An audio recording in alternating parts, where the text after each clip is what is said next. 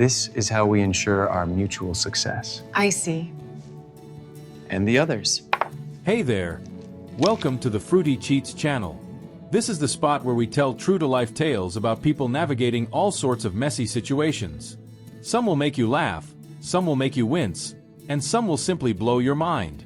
If you enjoy stories that feel authentic and keep your curiosity hooked, this is your kind of place. So do the thing. Like the video and subscribe if you want more. We've got a stack of stories lined up for you. You tried to get rid of me, Leela, but your plan failed. I wake to a sound that isn't speech. The carpet whispers under boots that don't belong in my hallway. 3 men, cheap aftershave, expensive nerves. They came for a sleeping accountant. They walked into what existed before the ledger. The first one shuffles past my bedroom door, clumsy. His breath gives him away, terrified, not careful. The second follows too close. Tactical mistake.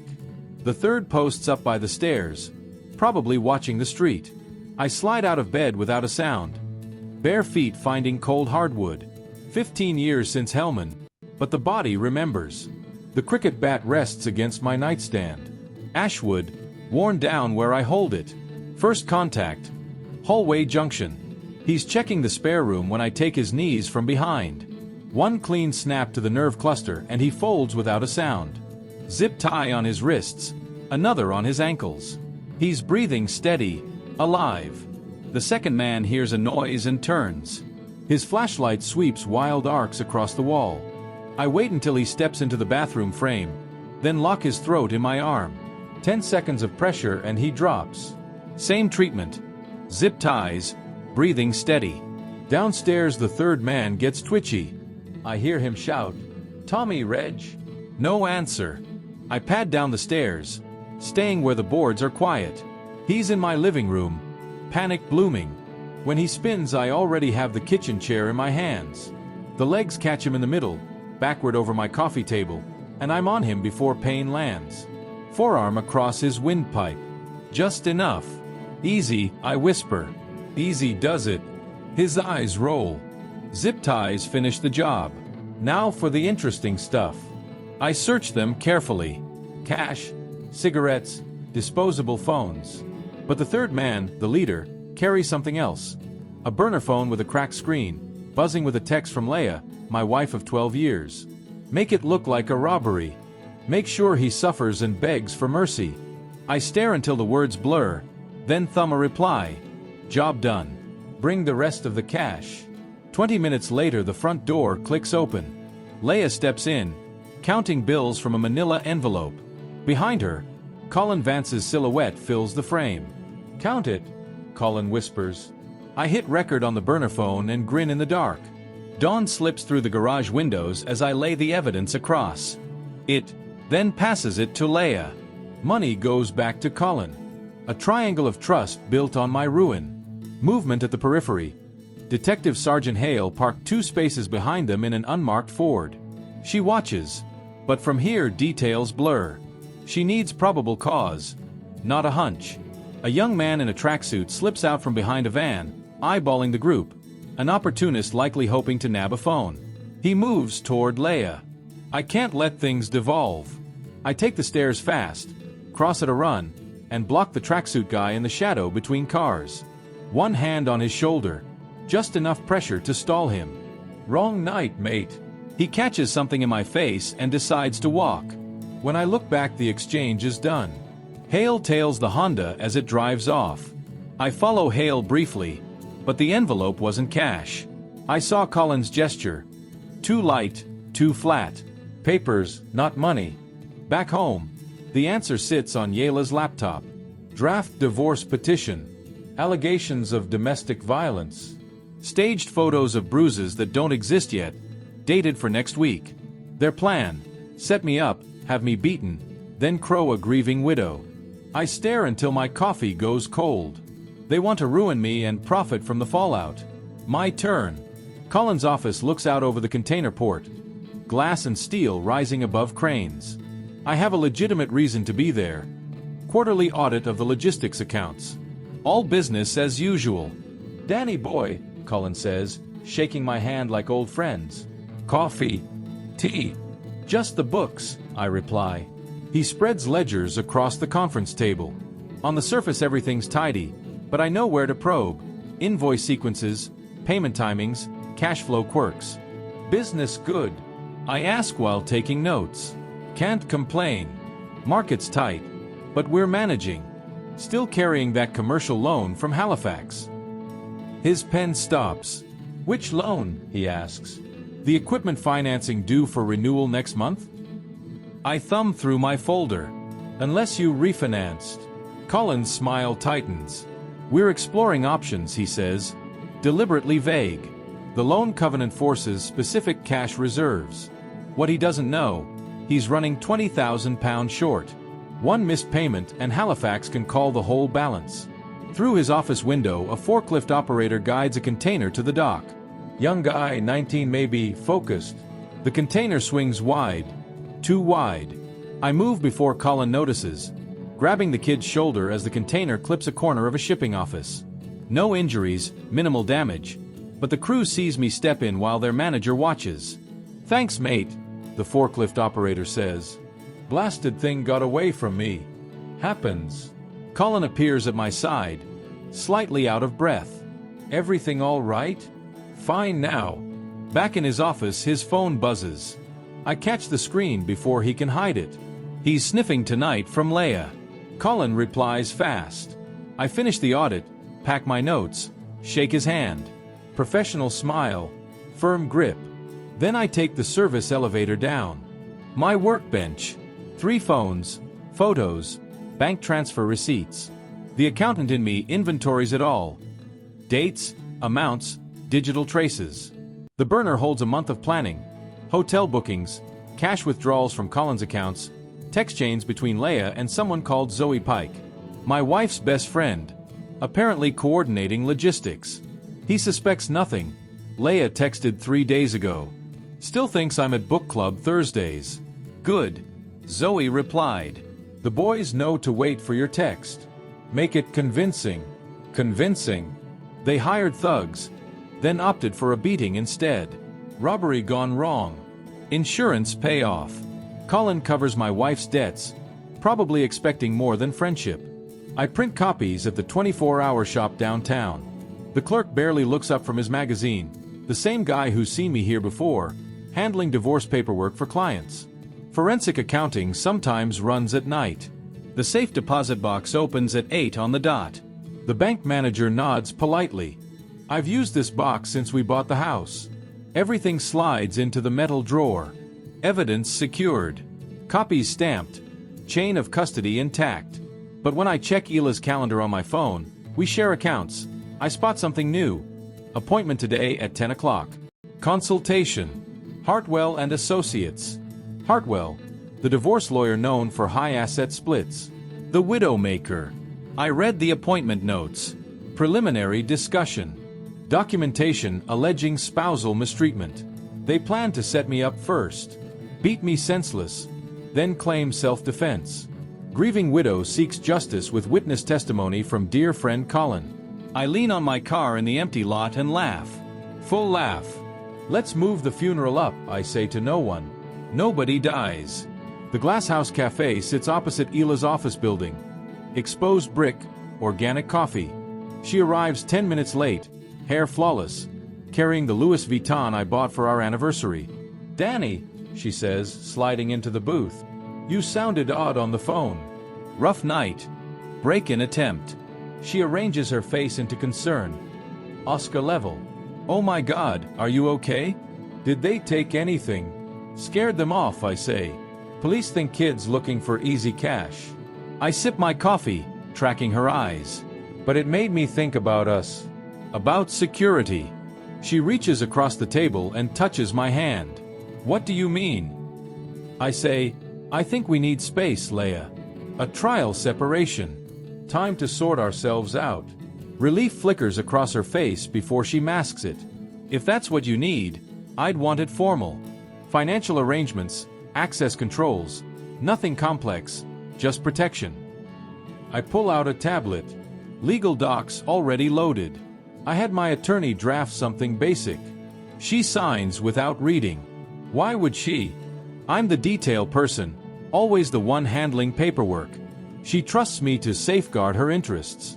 What she doesn't know is that the document gives me emergency power of attorney in suspected fraud situations. Legal access to all accounts, transactions, and digital comms. This is probably for the best, she says, standing. I have a meeting at 10 o'clock. Good luck. She kisses my cheek, grabs her bag, and heads for the door. At the last second, she pulls out her phone and texts someone.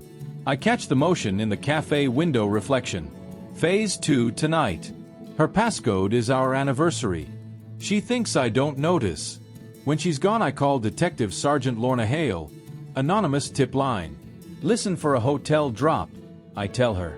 Car park behind the airport lodge. Tonight around 8. The airport lodge lot smells of diesel and desperation. I watch from the multi-story across the road. Binoculars fixed on the service lane where 3 figures wait by a silver Honda. Leia, Colin, and a woman I recognize from Facebook photos. Zoe Pike, blonde, sharp suit, a smile that cuts. Colin hands over an envelope. Zoe counts and searches office from below. Access panels in the dropped ceiling. Exactly where I expected.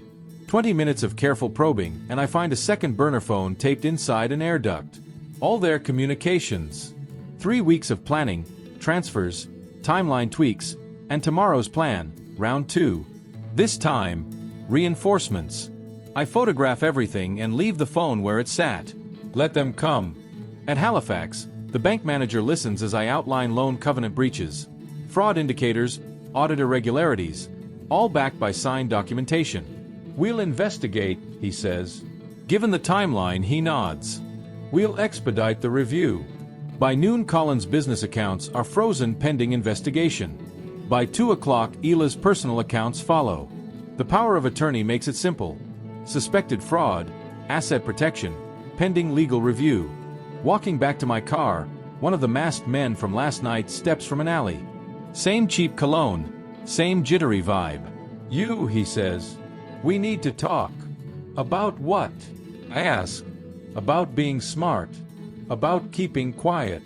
He's bigger than he looked in my hallway. But size doesn't matter when you know leverage. He reaches for my jacket, trying to intimidate.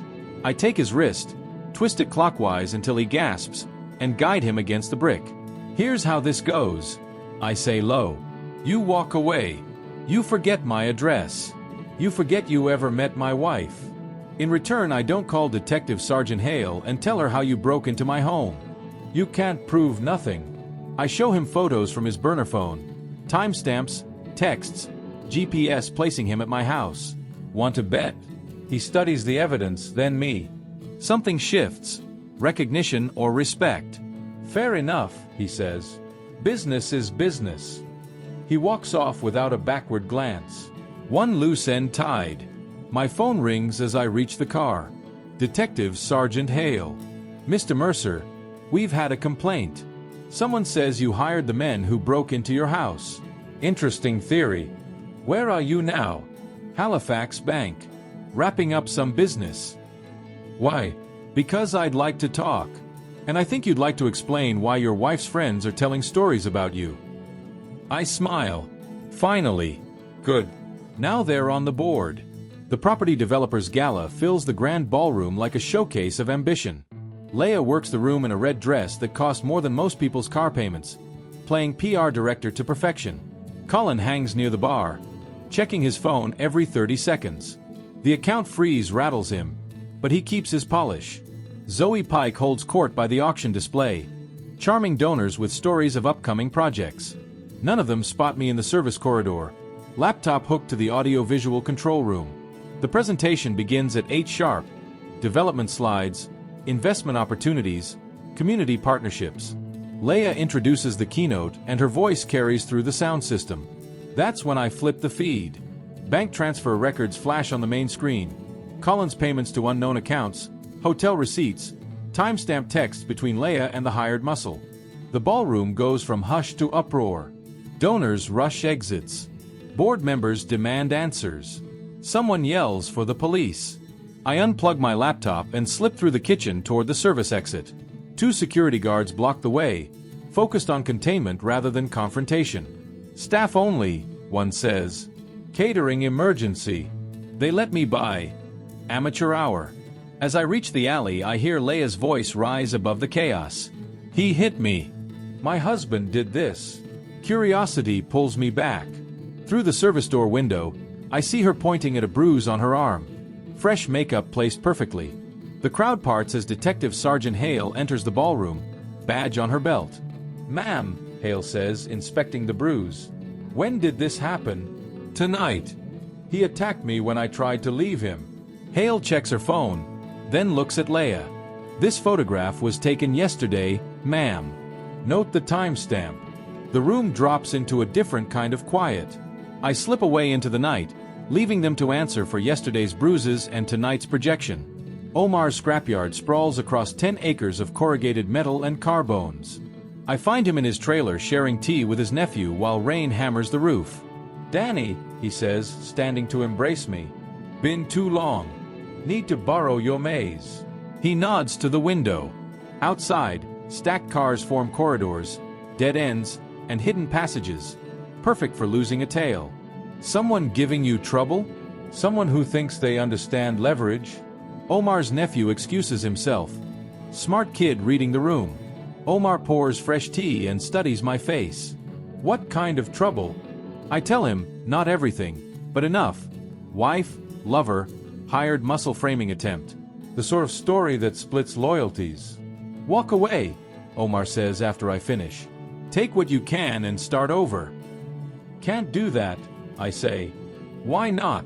Because they plan to destroy me. Not just hurt. Destroy everything I've built, everything I am, then profit. So you destroy them instead, he says. Make them pay. He sips his tea, weighing me. We served together in Helmont. We've made impossible choices. He knows what I can do. No graves, he says finally. No graves, no mercy. Headlights sweep the trailer windows. An SUV moves fast between stacked vehicles. Colin's Mercedes, probably with backup in case I run. Let them come, Omar says. I slip out the back into the rain. The maze of dead cars offers perfect cover and many escape routes. I know every turn from childhood visits with Omar's father. The SUV prowls the main corridor, headlights cutting the dark. 2 men inside, maybe 3. They're hunting, but they don't know the terrain. I lead them deeper, using sound to draw them toward the center where the crusher waits.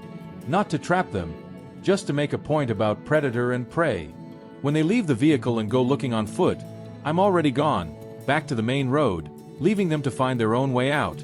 My phone buzzes. A message from Zoe Pike. We need to meet. Time to cut the head, not the mirror. The Merchant Club fills 3 floors of Victorian grandeur.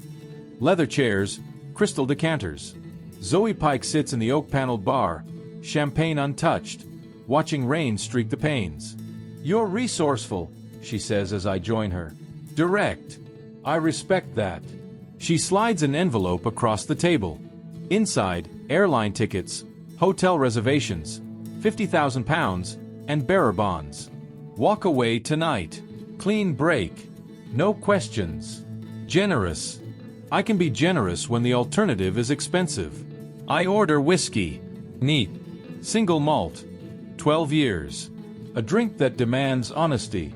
Or we could try another approach, Zoe says, suggesting something mutually beneficial such as insurance fraud. Your house, your car, your business. We put on a real burglary this time. Split the take 3 ways. Everyone walks away with something. I lean in. Interested. Keep going. You report the crime.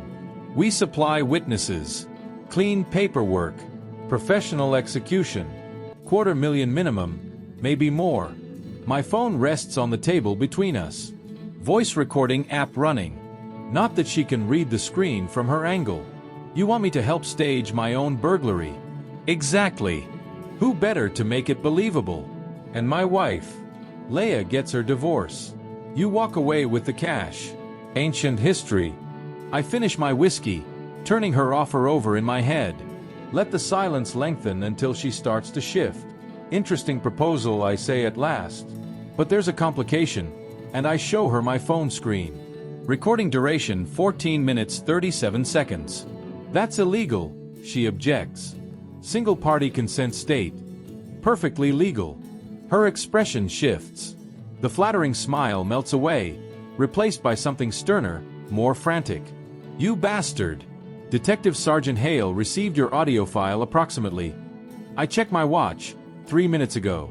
Zoe bolts upright, her champagne flute clattering to the floor. This isn't over. Actually, it is. She moves toward the exit, heels tapping on marble.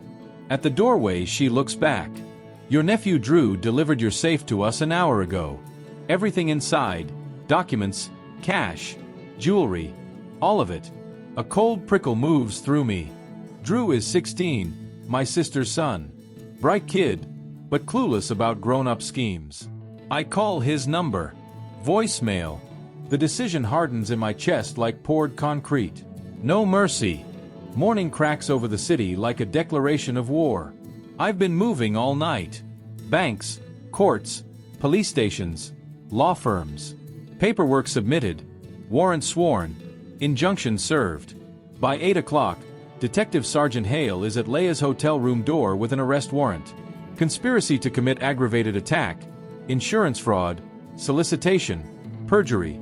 By 9, the property developers board votes to sack Leia, citing conduct incompatible with professional standards.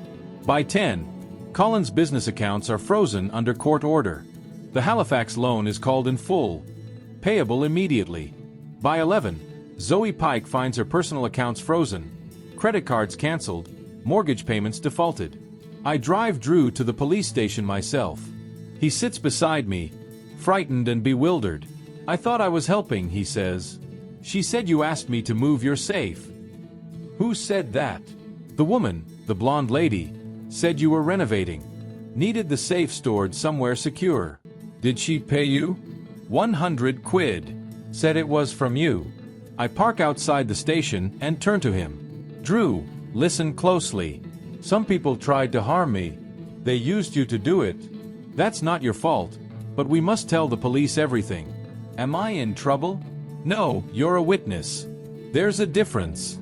Detective Sergeant Hale meets us in the lobby. Professional manner, careful notes, treating Drew as the victim he is. Smart officer.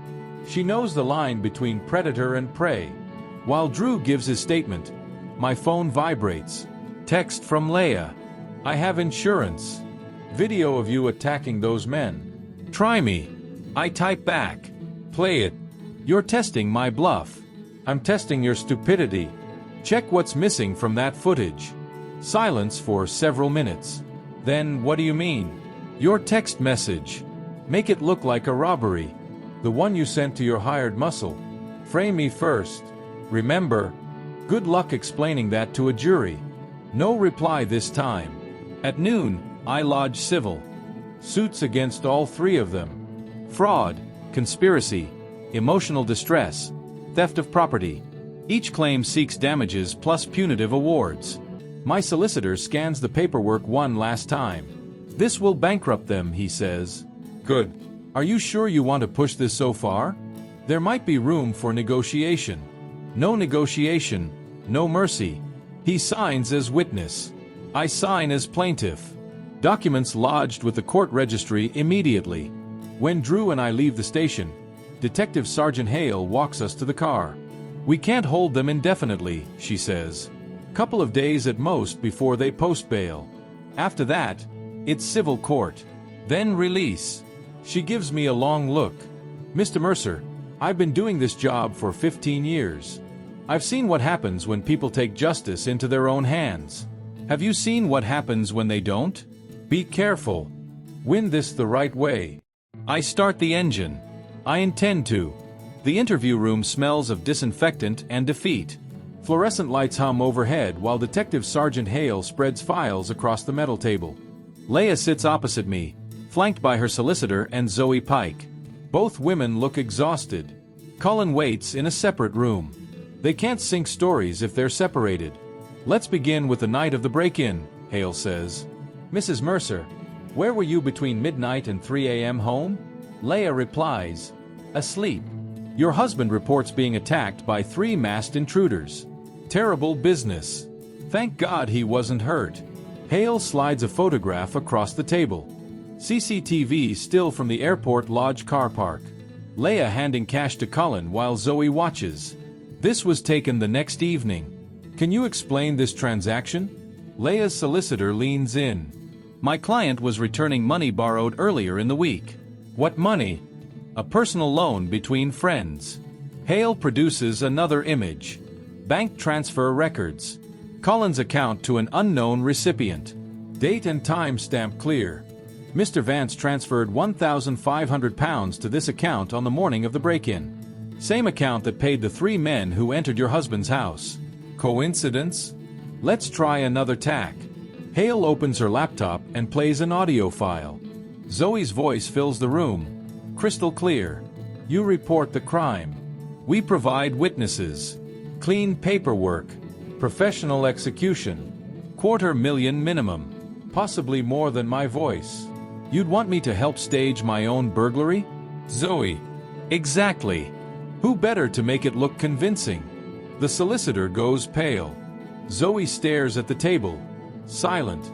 This recording was made yesterday evening. Hale continues. Miss Pike, do you recognize your voice? No comment. Mrs. Mercer, are you aware your friend has been proposing insurance fraud schemes to your husband? Leia looks at Zoe for the first time since we sat down. Something passes between them. Surprise, betrayal, recognition. I don't know what you're talking about. Hale produces another file. Financial records, account statements, transaction histories. Miss Pike has been siphoning from the property developer's client fund for 8 months. Small amounts, hard to spot until yesterday's full audit. Zoe finally looks up. That's impossible. £60,000 diverted to personal accounts. Your personal accounts. Mrs. Mercer, did you know your friend was stealing from her employer? I know, absolutely not. But you did know about the plan to have your husband assaulted. Leia's composure fractures. It wasn't supposed to go that far. Just scare him. Make him accept reasonable terms. Whose idea was it to hire the men? Zoe's. She said she knew people. Said it would be simple. And the insurance fraud? I never agreed to that. Zoe speaks at last. You're lying. You knew everything. I knew about Colin. I didn't know about stealing, about insurance schemes, about any of this. The two women stare across the table. 12 years of friendship unravel in real time. Hale shuts the laptop. We have enough for charges. Mrs. Mercer, you're facing conspiracy to commit attack. Miss Pike, conspiracy plus fraud plus theft. Minimum 2 years each, possibly more. The solicitor shuffles papers. My clients would like to explore plea deals. That's not my decision. Crown Prosecution Service handles plea bargains. Hale stands, gathering her files. However, there's another matter. Civil proceedings. Mr. Mercer has sued all 3 defendants. Significant damages, punitive awards, even if you avoid prison. The financial consequences. She doesn't finish the sentence. She doesn't have to. Release them, I say quietly. Everyone looks at me. First words I've spoken since walking in. The civil court can sort the rest. The auction yard overlooks the port where cranes scratch the sky like mechanical prayers. Late afternoon, sunlight slants through warehouse windows. Lighting sees property arranged on tables and hung from hooks. Lot 47, silver Honda Civic, 2018 model, leather interior. Leia's car. Lot 52, contents of flat 14B Riverside Court. Zoe's furniture, electronics, artwork. Lot 61, marine vessel, 30-foot cabin cruiser, twin outboards. Colin's weekend pride. I stand at the back of the crowd watching familiar faces bid on the wreckage of 3 lives. Court-ordered sale, fraud seizure, civil judgment, enforcement, everything lawful, everything justified. Leia appears at my shoulder, thin and hollow-eyed. 2 weeks of legal fight have aged her years. Please, she says, we need to talk. Nothing to discuss. I'll drop the divorce. We can start again. Fresh beginning, clean slate. You hired men to beat me. It wasn't meant to go like that. Zoe said a lot of things, like how you plan to frame me first. Domestic violence accusations, staged photos, witness testimony from your lover. She flinches. Colin he was just what, an insurance backup plan? Someone to catch you when the marriage collapsed. The auctioneer calls for bids on her car starting at £8,000. Climbing steadily, she watches strangers appraise her transport, her independence, her ability to leave. I loved you, she says softly. You loved the idea of me. Stable income, nice house, respectable husband. But when the bills mounted, and Colin offered more excitement, it wasn't like that. Then how was it? She begins to answer, then stops. Looks around the auction yard at her possessions being sold to the highest bidder, at legal observers taking notes for the record. I made mistakes. You made choices. Lot 47 sells for £11,000 to a young couple who look delighted with their purchase. They'll never know their new car belonged to someone who tried to ruin an innocent man. Colin's boat fetches £28,000. He's not here to see it. Currently residing in Pentville pending his fraud trial. But his assets are present, converted into cash that will cover his legal debts and compensation awards. Zoe Pike arrives as they auction her flat contents, designer furniture, expensive electronics, a wine collection worth more than many people's yearly income. All of it bought with stolen money, all of it forfeited. She approaches cautiously, as if crossing a minefield. You won, she says. Congratulations. I survived. There's a difference. Is there? Look around. We've lost everything. Careers, homes, relationships, money. You've destroyed 3 lives. 3 people destroyed their own lives. I just made sure they paid the bill. The auctioneer holds up a jewelry box from Zoe's collection. Antique silver, probably inherited. She watches it sell for £200 to a dealer who will triple his money within a week. That belonged to my grandmother, Zoe says. Past tense. Now it belongs to someone else. Leia makes one last plea. Danny, please. We were married for 12 years. Doesn't that count for something? I turn to face her fully. You texted hired butchers to make sure I suffered and begged for mercy. Does that count for anything? Her eyes spill tears she doesn't deserve. I'm sorry.